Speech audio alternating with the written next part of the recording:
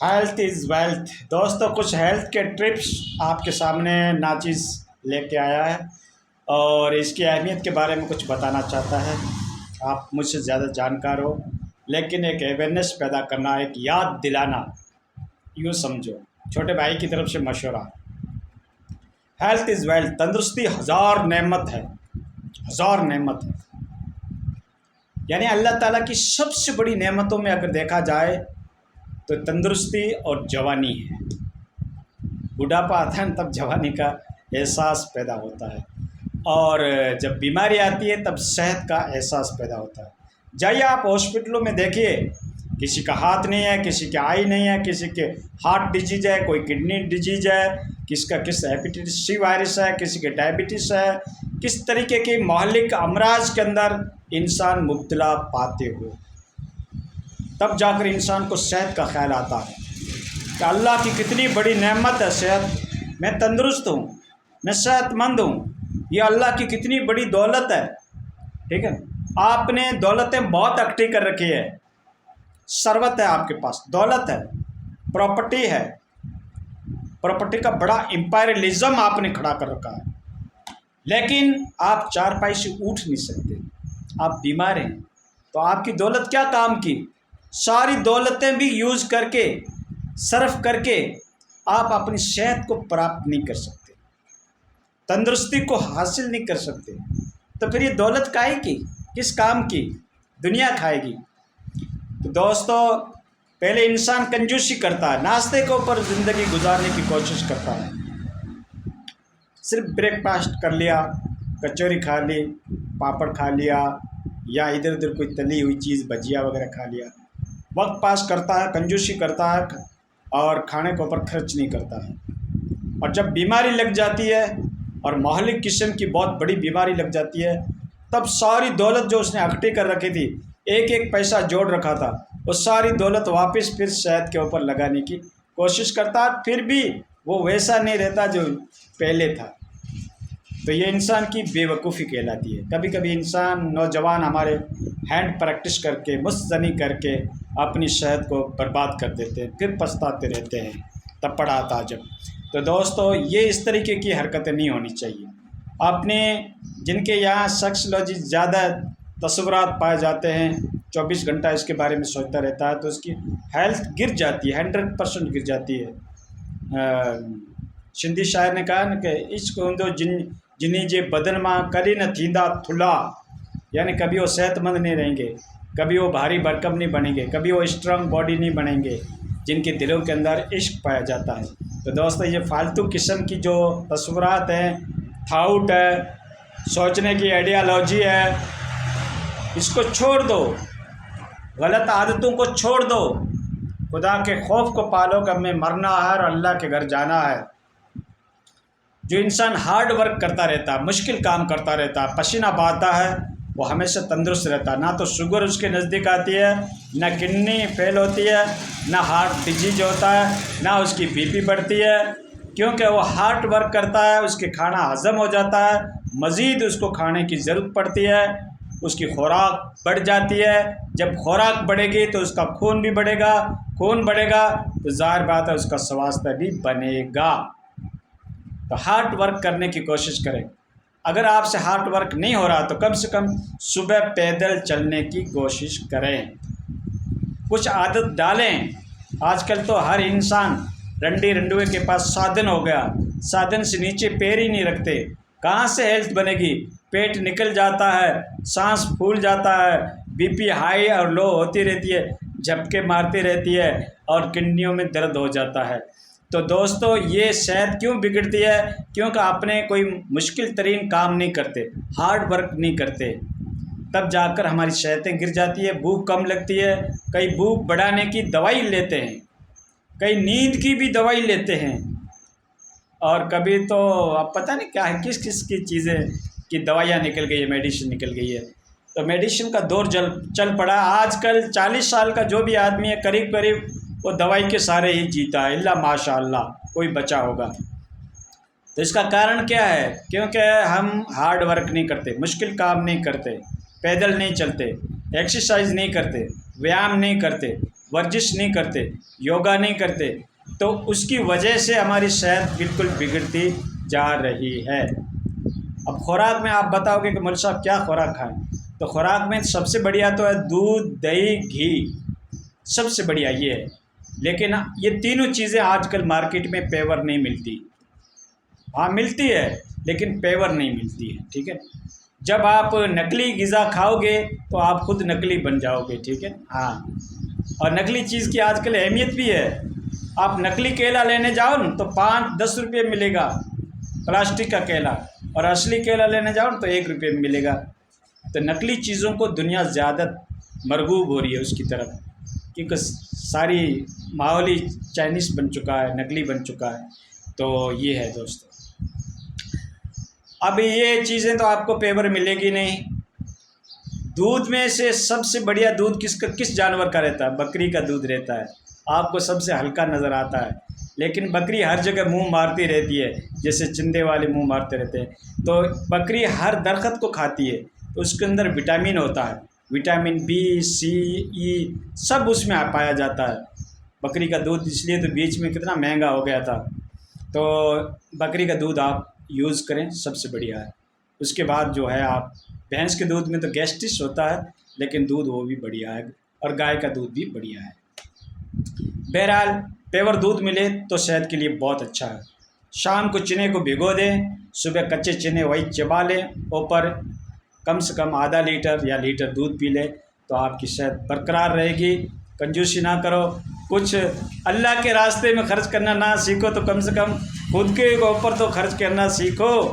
سوئم کے لیے انسان کا لالچ ہوتا ہے نا کہ میں خود ٹھیک ہو جاؤں، دنیا جائے باڑ میں، تو خود اگر ٹھیک ہونا چاہتے ہو تو کم سے کم خود کے اوپر خرچ کرنا بھی تو سیکھو نا۔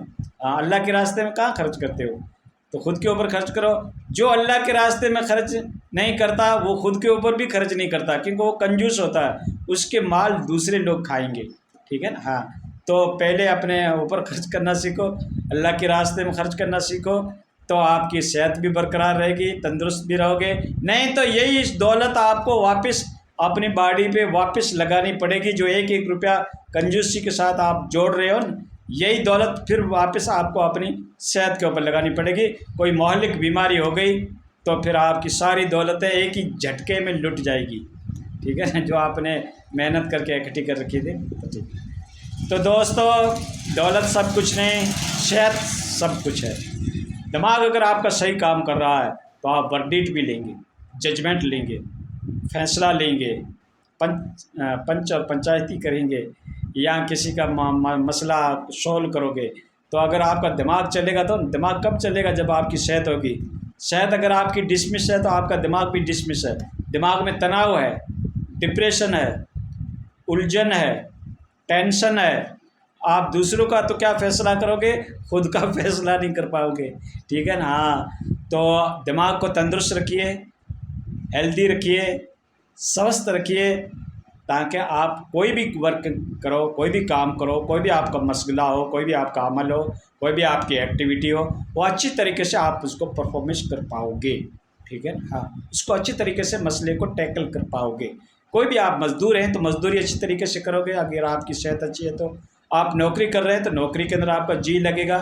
کئی کہتے ہیں سستی بہت آ رہی ہے، کاہلی، سستی، جی نہیں چاہتا کام کرنے کو، تو یار آپ گاڑی سے نیچے پیر ہی نہیں رکھتے، آپ کی ہیلتھ ایک دم گڑبڑ ہو چکی ہے، آپ کی پیٹ بڑھ گیا ہے، آپ کی کڈنی فیل ہونے کے کنگار کے اوپر ہے، آپ کی دماغی توازن صحیح کام نہیں کر رہا ہے، تو آپ کا جی کیسے لگے گا؟ آپ کو سستی نہیں آئے گی تو کیا رحمت اللہ کی آئے گی؟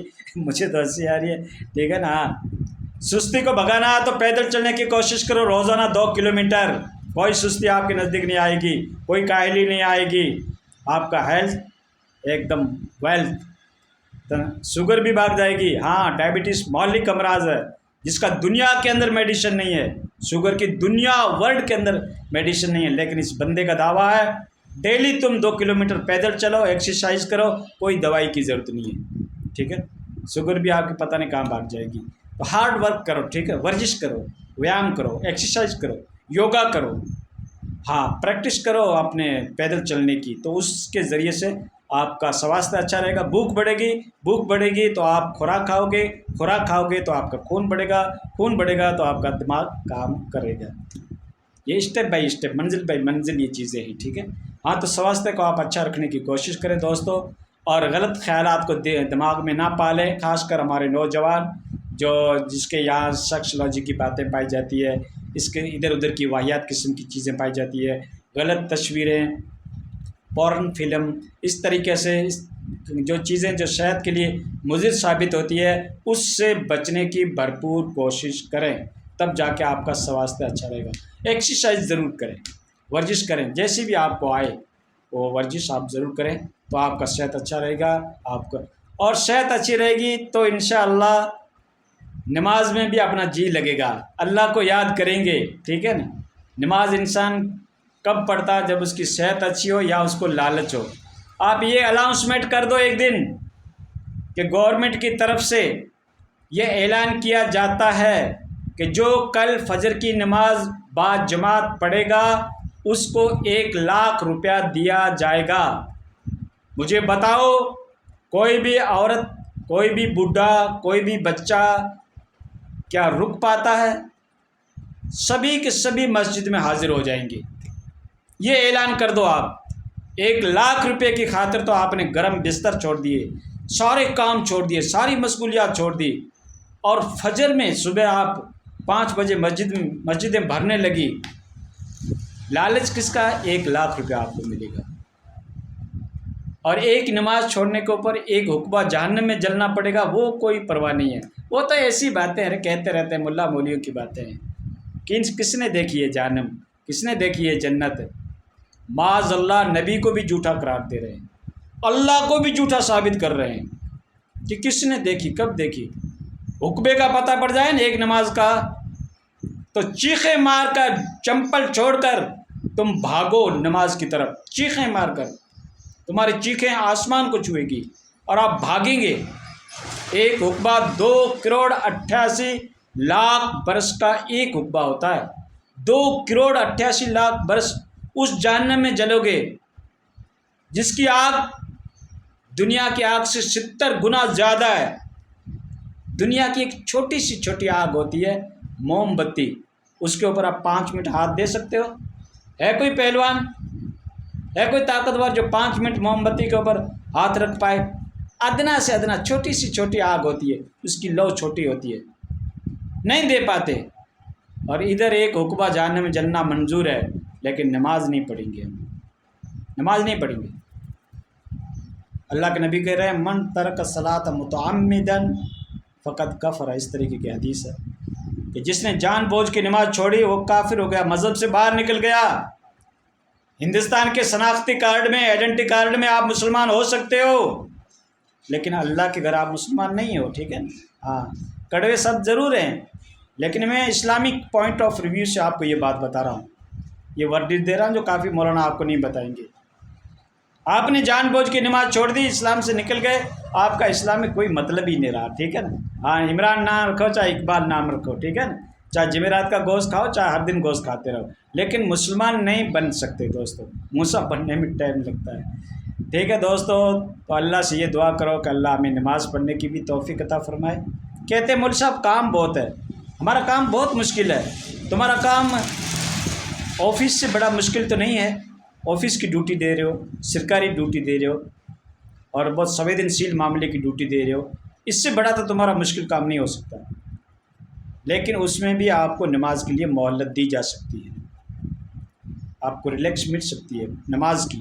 کوئی منع نہیں کرے گا، چاہے کتنی سخت ڈیوٹی کر رہے ہو، نماز کے لیے آپ کو کوئی منع نہیں کرے گا. اپنے مالک کی پوجا پاٹ کے لیے آپ کو کوئی منع نہیں کرے گا. اس سے بڑی سخت ڈیوٹی کیا ہوگی؟ یہ صرف بہانے ہیں. کپڑے نہیں ہیں، کپڑا پاک نہیں ہے، بہت بزی رہتے ہیں. بزی کیا مطلب؟ ادھر ادھر کی گلا کرنا، وہاں جا کے گلا کرنا، ادھر شادیوں میں جانا، ادھر کسی کی بیٹھ کے گلا کرنا، یہ ہماری مشغولیات ہے. بزی اس کو بولتے ہیں ہماری بھاشا میں زیادہ. اللہ ہم سب کو عمل کرنے کی توفیق عطا فرمائے. دوستو، کس کے سامنے رویا جائے، یہ ہنسی کے ایکٹنگ نہیں ہے، لیکن یہ درد بھری ایکٹنگ ہے جس کو ہنسی کے اندر ہم اس کا ایکسپریشن کر رہے ہیں. ٹھیک ہے. ہاں مسلمان قوم کس طرف چل پڑی، یا تو بدعت شرک کرے گی اور یا پھر نماز چھوڑے گی اللہ اور اس کے رسول کے بتلائے ہوئے راستے پہ، اللہ ماشاء اللہ ہزاروں میں ایک۔ اس لیے تو اللہ کے نبی نے کہا میں نے اکثر تعداد جہنم میں دیکھی۔ اللہ ہم سب کی حفاظت فرمائے۔ دوستو اعمال صالح کرنے کی توفیق عطا فرمائے۔